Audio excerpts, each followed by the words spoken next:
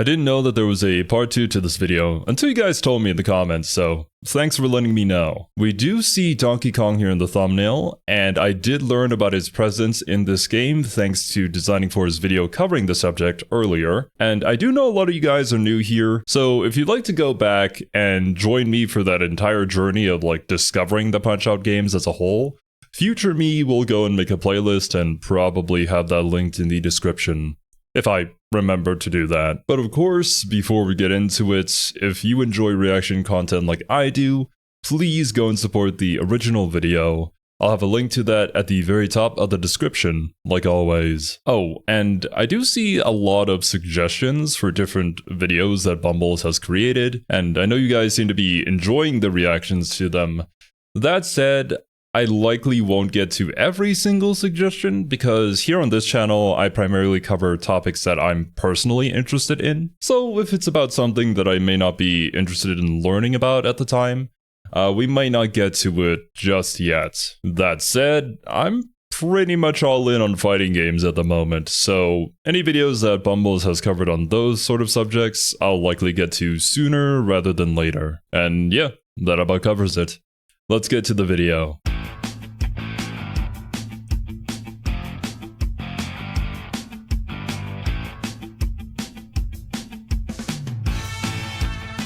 Time for the easiest pun of my career. It's time for round 2, ladies and gentlemen. To say that the response to the Punch-Out video has blown me away would be an insult to blowing. At time of recording, the video has cracked 1 million views and still climbing. Hell yeah. Not only has the video had a big effect on me as a creator, it's apparently also had an effect on the Punch-Out fandom. Seriously, if you check out the Punch-Out wiki now, every fighter that I covered has a section about the rules they've broken. I wondered if this... That's kind of insane when you make a video and you think like, oh, this will get like maybe 100 views, maybe 1,000. But then all of a sudden it shoots up into the stars and then it actually has an impact on the different communities involved. I don't really know how that would feel like. Probably the best word to describe it would be surreal. But I think Bumble's style is really fun and also very informative and educational. So I'd say he definitely deserves that sort of spot within the Punch-Out community. The closest I've ever gotten to that was like actually getting to collaborate and become friends with some of the creators that I've reacted to. This was because of me, but then I saw that they used the word infraction and knew it was me. I used that word about 100 trillion times in the last one, so it couldn't be anyone else. Well, today we're changing some hearts, minds, and most importantly, Wikipedia articles, because we're stepping back into the squared circle to take a look at more of Punch-Out's boxers, to see what exactly they're doing to try and one-up the current reigning and defending champion, Aaron Ryan. It's gonna be a long road, certainly, but the fighters we have lined up look like they're more than good enough competition, including one person who I seem to have forgotten in the last video, though I can't seem to place my finger on who exactly. Donkey Kong! So to start off, I feel it's important to quell or... Okay, I see. So we're covering Donkey Kong as well as Super Punch-Out guys. I had mentioned, actually, the guy who spat poison in your face in the previous video, I believe. So this one's kind of up in the air for me, actually. Will anybody in Super Punch-Out be able to beat out Aaron Ryan from Punch-Out? Hard to say. I can't think of anyone in particular, like not even Aaron Ryan himself in the Super Punch-Out did that much. Address points brought up by others about the past video. First and most commonly was Great Tiger's head covering being a religious headpiece and therefore protected, and they'd be right to say as such. A turban is often worn by Shia Muslims, and with the rules regarding women's boxers wearing full-body coverings and hijabs, I'm willing to let Great Tiger go on this one. Oh, it's not possible. like he doesn't have Okay. 8 other rules he's breaking. He's not going to be hurting by losing one. I Yeah. wouldn't want to make a ruling that God himself wouldn't agree with me on. Another common one was the use of a backhanded strike in the ring. It is indeed illegal to backhand, as well as illegal to attack with an ear-clapping move. For that reason, we're adding a few more infractions. King Hippo claps the ears in both his Hippo Squash and Squash and Slam. Bear Hugger's Bear Hug is quite literally just an ear clap. Great Tiger smacks you with the side of his hands when he does the Mirage Dance, as well Don Flamenco gets one for his backhanded slap. It was also Interesting. brought up that Mr. Sandman Now that I didn't know, so I presume in order to get a point in boxing, you'd have to strike somebody directly? You can't just go in flailing your arms all about in order to smack them from the sides. did have an infraction, as he uses an overhand punch in his fight. Actually, not only are overhand punches legal, but they're an important part of boxing, only to be used when you have a height advantage over your opponent. Everybody has a height advantage over you. Yeah. So Mr. Sandman's punch is clean. It's illegal, however, to hit your opponent with the side of your hand, which is exactly what I call these. So that's 1 extra point for Von Kaiser, 3 for Hippo, 1 for Bear Hugger, 2 Great Tiger, 1 for Don Flamenco, and 1 more for Super Macho Man. Still putting none of them within spitting distance of Aaron, but that's what the new crop of fighters is for.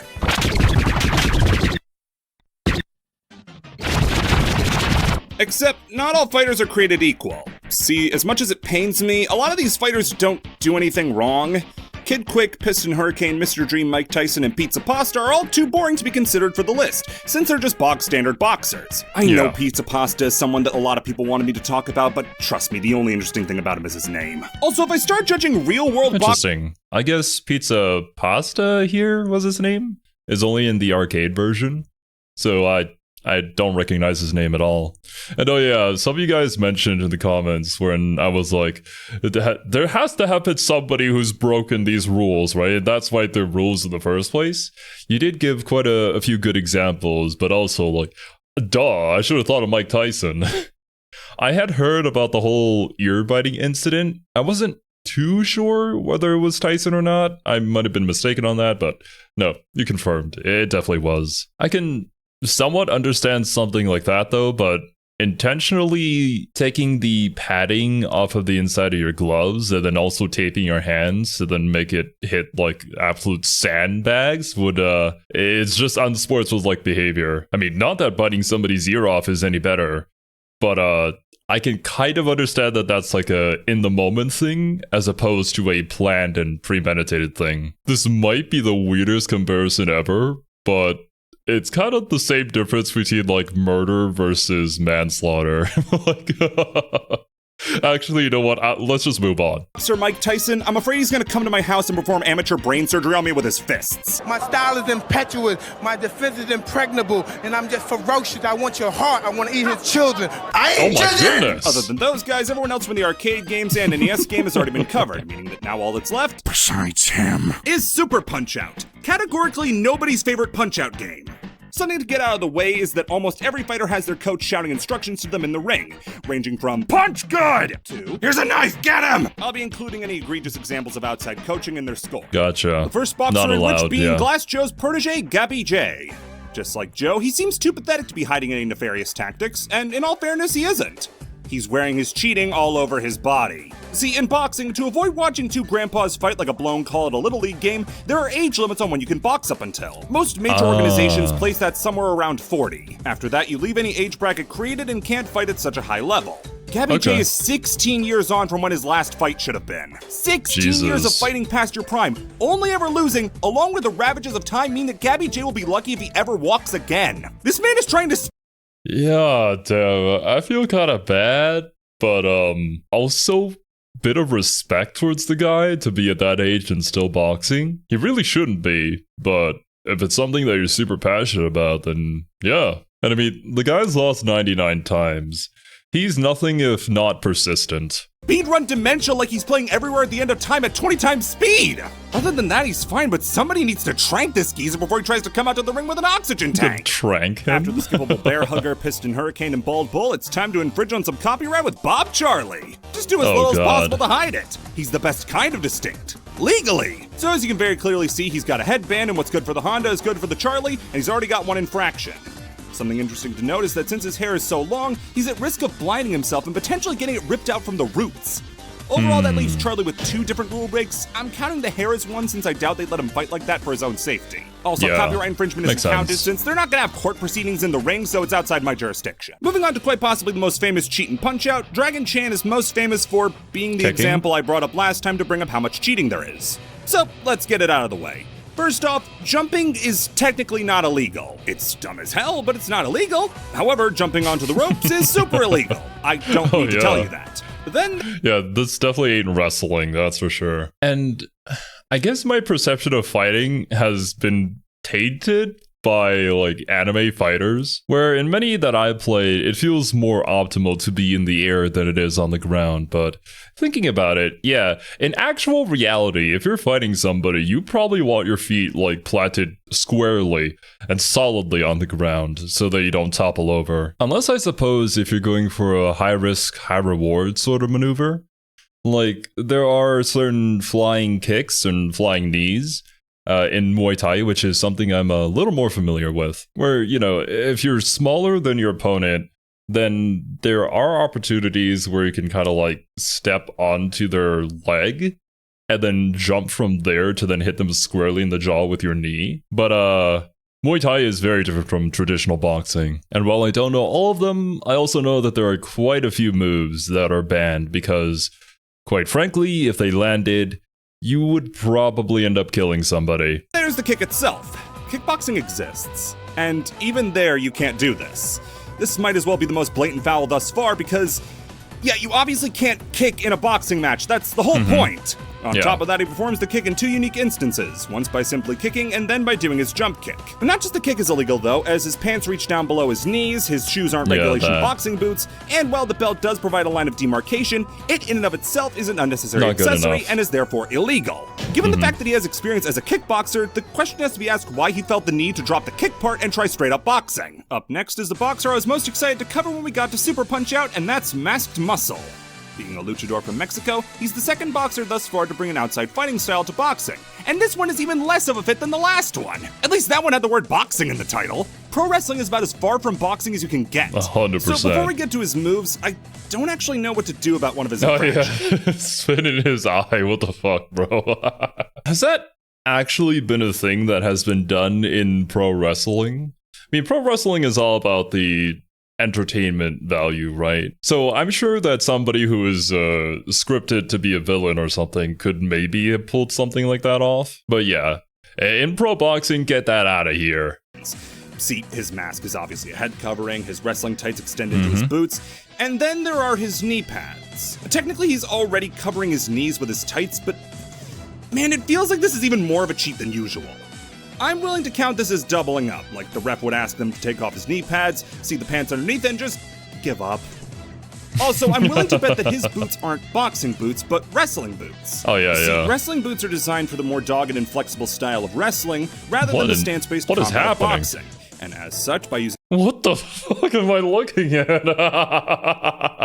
Oh man, the world of wrestling is a whole nother rabbit hole that I still have yet to discover. wrestling boots, he has a better range of motion than other boxers. On top of that, those tights he's wearing have no clear line of demarcation for the waist, and as such are another illegal part. Oh yeah, he also spits in your eyes and headbutts you. However, this is no ordinary spit. As was common in Japanese wrestling, I'd say that this is closer to dokugiri or poison mist. Yeah, in Japan, sometimes they just breathe poison onto each other when they're wrestling. Oh, okay. I remember now. Yeah, that's right. I think Pierre mentioned that in his video covering Super Punch-Out as well. I can't believe it. I'd asked the question just a few minutes earlier. Yeah, it's actually a thing that happens. My goodness. Why?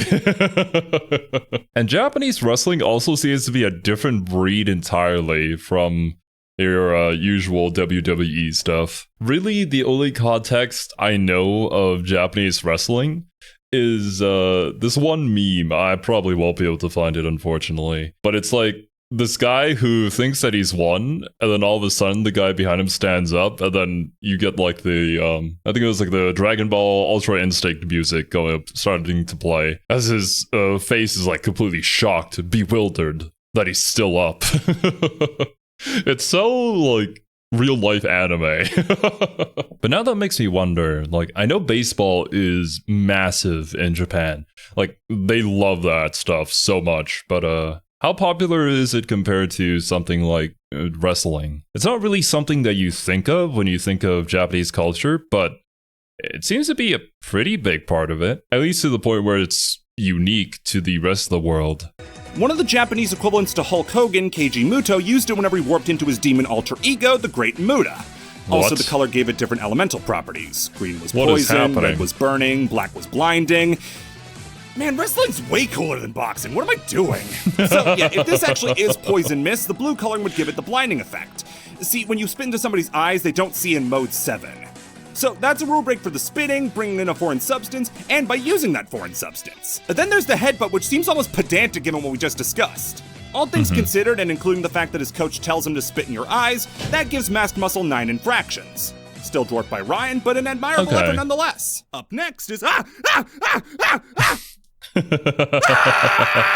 Anyway, we've come to meet Aaron Ryan on his home turf, and what the? He's not as bad here, yeah. No headbutts, no elbows, no boxing gloves on string? I don't believe it, but Aaron Ryan isn't cheating. All of his moves, all of his movements, everything is perfectly up to board. But maybe you could get him on grabbing Little Mac, right? Well, no, that's a clinch. It's a common move in boxing. That is a move. It's the reason that Mayweather versus Pacquiao is one of the worst fights ever. I genuinely never thought I'd say this, but Aaron's clean. The complete flip, man. Losing to Little Mac here was the beginning of Aaron's villain arc. In all my years of rulemaking, nothing has made me more befuddled, angry, and I won't lie, a little scared. But god damn it, Aaron. Why do you have to go and play dirty? You know, he probably could have had a pretty solid career playing it as the straight boxer, but yeah, people change. This makes you have to ask, though, what in the hell happened between this game and we determined to a headbutt murdering psychopath? What grudge did the Canadians and the Irish have? Hiki Kagero is next, and with him are a couple of really weird rules. First and foremost is his face paint. Kinda weird, I know, but for the same reason you can't have perfume with Don Flamenco, that face paint could be a grease-based paint, and as such would make it easier for blows to slip off his face. Speaking of his face, let's talk about what's on top of it. It's clear that Hiki is proud of his hair, despite graying at 19. However, it's even longer than Bob Charlie's, and as a result, it's much more likely to be told off by the ref that he either needs to cut it or get into some sort of braid. If not by just seeing it, the ref will definitely be getting the cutting shears when he sees him use his hair as a whip to smack Little Mac in the face! Once again, taken from pro wrestling. So he's literally using a part of his body as a foreign object! While long hair in and of itself isn't exactly illegal, this would certainly set the precedent that it is! Other than that, all's well and good except for, the teleporting! Now, you may be tempted to say that this is just fancy footwork with the fact that he's a dancer. Well, let me tell you, this is fancy footwork, this is teleportation. I'm an experienced magic critic now. I've been playing fighting games online for so long with horrible connection that I don't even see that as teleportation. I just see that as rollback. And no, it's not because I'm playing on Wi-Fi. I do indeed have an Ethernet cable.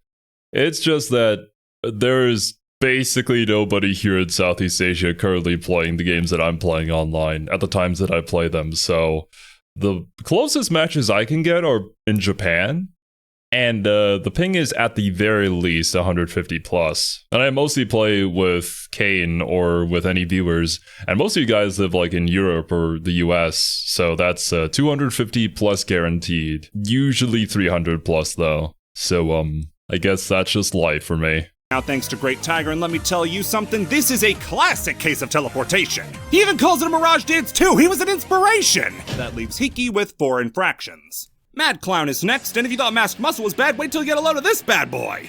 From the bottom to the top, he swapped his wrestling boots for clown shoes, wears overalls that don't show a clear line of demarcation and cover the knees, and is wearing a shirt which, while not illegal in an amateur fight, would be in a World Circuit fight, which... a legal costume. Yeah, I probably should have gotten Mac on for last time, but his choice of tank top and not eye-melting blue and white t-shirt is what saved him there. The metal buckles and buttons on his overall as well are a major no-no. Also, and I only realized this after the fight started, but his ham-shaped head is obscuring a bow tie. Wait, doesn't he throw balls at you too? That's illegal. Then there's his face, and he's got 2 different types of face covering. As we previously covered, you can't have face paint, and his is even more noticeable than Hiki's, given the fact that he is, indeed, a clown. But that red nose of his is in no way naturally occurring and is definitely a way of covering the nose when getting Imagine punched, if it was. which I don't need to tell you, hurts like hell. Now, as for his in-ring actions, it's more of the standard cheats like going for an express ear clap, throwing the opponent out of a clinch, trying to chop the opponent with the side of your hand, all the fun of the fair. Then there's his big one. He'll flip backwards into the air and then land on his knee. In boxing, taking a knee is considered down, and as such, you'd be one step closer to a TKO. Then there's a small matter of him throwing balls at your face. Yeah. Those balls are absolutely not regulation. And add on to that, since they were inspected not by the ref, they could be filled with concrete for all we know. And he brought 6 of them into the ring. That's 6 different counts of a foreign weapon. And then there's the fact that he actually throws them. Remember, difference between intent to cheat and actually doing it. With all that, Clown comes out to 17 infractions, which puts him just 2 shy of Aaron Ryan. And really, that's only because of... I mean, that's kind of a lot of infractions. Wasn't really the guy that I thought at first, but yeah. I guess with all the explanations, not surprising. But will there be somebody who can topple Aaron Ryan? I'm trying to think of all the fighters, and I don't know. It's hard to say. I'm gonna guess maybe by the end Aaron Ryan still stands supreme as being the biggest cheater out there, but maybe there's somebody that I've forgotten about. How many balls he brings into the ring. Pare them down to 1 and he's only got 13. Still the best performance thus far. Great job, Mad Clown. Never come back. Narcissus Prince comes next, and I almost want to dock him off the bat for being a literal drooling moron. The guy doesn't want people to punch him in the face, so became a boxer. Oh, I have the best legs in the world. That's why I work as a landmine tester.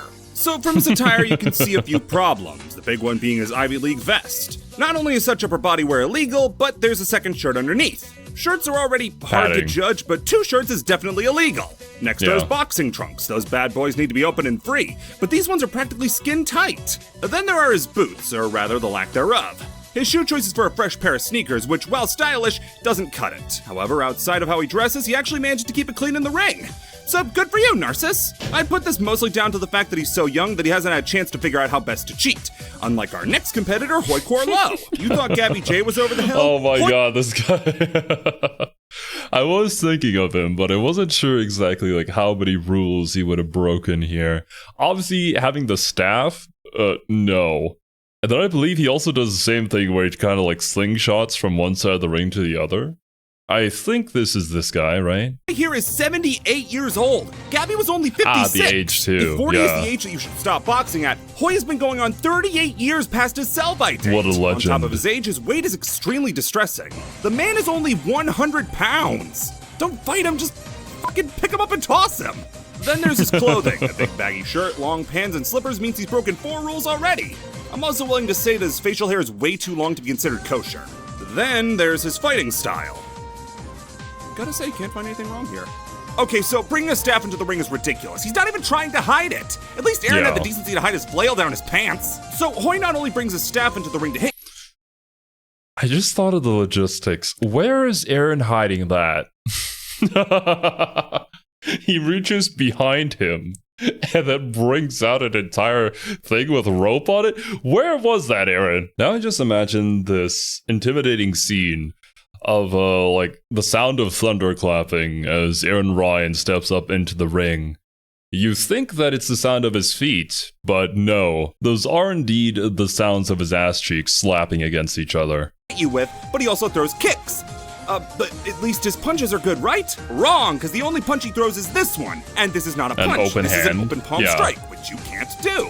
After that, he attempts to backhand you with a spin fist, which you can't do. Also, if jumping was illegal, he'd probably be worth about 10 Aaron Ryans. Despite how much people swore by Hoi dwarfing Aaron, he only gets 11. Not even the highest score in this game. Finally are the brothers Bruiser, Rick and Nick. The most boring way to finish out a game. 2 bald-headed white guys. Oh boy, Rick Bruiser sure was a boring penultimate boss. I wonder what's next. Ooh! Another one. Let's go over shared instances of these actual palette swaps before getting into anything unique.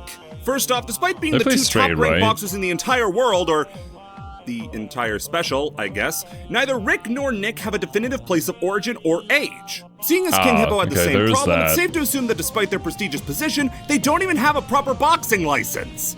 Going into the fight, and honestly, they both fight the exact same, so the only main problem comes from them both using illegal elbows. Rick has both a jumping and grounded version, while Nick only uses the jumping version. Not only is an elbow an illegal move, but a jumping attack is also illegal. All this time I said jumps are allowed, never included jump attacks. That's the illegal part. So that would land Rick with 2 as he does the grounded and aerial forms, while Nick only gets 1. So that, it would make absolutely no sense to jump. Jumping to do an attack that lands a little harder for a high-risk, high-reward thing would make sense, but if you can't do that even, what are you even doing, bro? But Rick still does have 1 trick left up his sleeve. He's wearing earrings. Just like Super Macho Man, he needs to take those out before he fights, and as such lands him with 4 infractions to Brother Nick's 2. For once, the little brother wins. And that rounds out Super Punch-Out. And with that, the video's over, right? Right? Except no. No, it couldn't be over. Of course, people were asking for Super Punch-Out, but what 10 times as many people were asking about was for one King of Kongs. Donkey Kong. So let's bite the bullet. Let's go. Let's talk about Donkey Kong. Is there a specific rule that says it is illegal to fight against a gorilla? If there is a specific rule against that, what sort of scenario prompted said rule to be created? Or maybe just like a general thing, like animals in the ring, not allowed.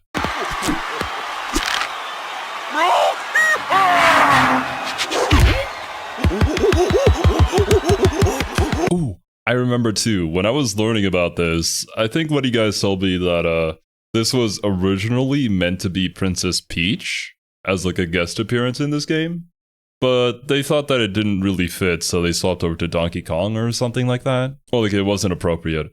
But honestly, I would actually kind of love to see Princess Peach in a Punch-Out game. Now, I know I've taken a controversial stance on Donkey Kong in the past, calling him a cartoon character for babies, and sure, I may have proof of that in the form of this cartoon for babies, but I'm first and foremost a man of the people. So if the people really want me to talk about him, by golly, it's my duty to do it. So let's start from the top. Well, and not to confirm or deny anything, but expect Donkey Kong in the future here on this channel. We all know where Donkey Kong lives. He lives on Congo Bongo, as the cartoon explains. However, a group that has no idea where he comes from is the WVBA, as they don't know his birthplace, weight, or height. That means no weigh-in and no boxing license. I also want to quell the rumors that this fight couldn't take place due to animal cruelty. Donkey Kong is an animal that can talk and think for himself, and it's to be assumed that Donkey Kong gave consent. Like the squirrel. Yeah, we're doing this joke again. Starting off, you might be tempted to say that these barrels and bananas count as outside objects, and you'd be wrong. These fall under the banner of entrance theatrics. Yeah. If Deontay Wilder can come out dressed as Rhinestone Skeletor for his fight with Tyson Fury, then Donkey Kong can roll out a barrel or two. Before we throw a punch, though, we got a laundry list of things to go over first. First things first, we can see that he has personal branding on his gloves and tie. Second, there's no clear line of demarcation between his waist and below the belt created by his boxing shorts. How would we Next, his know? shorts don't extend above the knees. Also, he's not wearing boxing shorts. On top of that, he's not... Please tell me there's been a scenario where somebody came into the ring without any shorts. Just came in their undies. Or even better yet, just in their birthday suit. Oh yeah, I'm ready to box. It's a tactical advantage because it is quite distracting. But suffice to say, I don't think Donkey Kong would fall under that sort of scenario. Although, if that's your thing, then I don't know what to say. Not wearing any boots, the tie counts as an accessory, and seeing as we don't know where Donkey Kong comes from and that he's using personalized gloves, it can be assumed that the ref hasn't checked him and that he didn't wrap his fist properly. Donkey Kong is beating most people in the game without ever throwing a punch. Good thing too, as all of his attacks are illegal. First off is his slam attack. That's an overhead club with the side of the glove, so that's 2 for that. Then there's his body clap, which since his gloves are the size of Little Mac, would result in an ear clap. That clap is also being done with the inside of his gloves. His jumping slam is a jump strike, which isn't allowed, and it doesn't take a genius to see that his taunting pass is excessive and into unsportsmanlike. When he rolls on the ground, he's officially down since his knees make contact with the floor. And then he throws a massive backhand! Then in the corner he's seen munching on a banana, which is illegal. You can't eat in the corner, not that you'd want to, because imagine eating food then going out to fight. You may also ask if kidnapping Mac at the end of the fight counts as a rule break. Listen, once the bell rings, they can do whatever they want. You know, it's not my problem. Okay. You know, that might be illegal, but the Boxing Association does not care. No rules saying that you don't own the loser. Overall, that leaves Donkey Kong with an unbelievable... What the fuck? There are no rules saying that you don't own the loser. Oh god, the implications of that. 19 infractions, and then a shocking upset ties him with our current champion, Aaron Ryan. Let's go! It looks like the fairy tale dream of Ryan has finally come to an end, as it took a literal wild animal without an understanding of how to box to tie him. Man, Aaron Ryan is special. What a guy. A literal wild animal that knows nothing about boxing is the only way that he can be tied. You finally met your match. Ladies and gentlemen, I couldn't have seen it coming, but what if I told you that, as several people pointed out, Aaron has one last trick up his sleeve? Oh, In wait? Contender mode, if you lose against him, Ryan will headbutt the camera. Assuming that the camera is meant to be a WVBA cameraman, that means that Ryan will have destroyed WVBA property and has broken one more rule, rounding him up to an even 20! The reigning champion! Ladies and gentlemen, your winner, and still WVBA Cheaters champion, Aaron Ryan! All right, boys, got a visual, fire!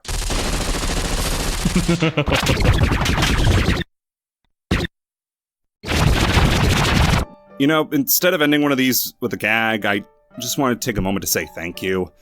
Everyone who watched the last one of these helped support me through incredibly selfless donations and just made the impossible seem possible. You've impacted my life in a way that I'd completely written off. I can only hope that my stupid video helps your day by making it just a little bit better by being funny. And hey, ultimately, that's what most content creators out there hope for. Life is tough, man. Sometimes it gets really rough, and hopefully some people find some sort of enjoyment from the things that you make. All I can hope is that the rest of these are just as fun as this one. And to finish this one off in the spirit of the first one, with all these new rule breakers on the scene, I think this redesign of Mac is a little outdated. Much better. Yeah. Okay, cool beans. Oh, and fighting game one in particular too. One move wonders? What does that even suggest? I don't recognize anybody on that thumbnail. And man, just when we thought that Aaron Ryan finally met his match, he one-upped them. What a guy. Aaron Ryan truly is built different. But yeah, that's gonna do it for today's video, my dudes. If for some reason you haven't already, go and support Bumbles, link at the very top of the description. And yeah, hope you guys enjoyed. Thank you so much for watching, and I'll catch you in the next one. Later, dudes.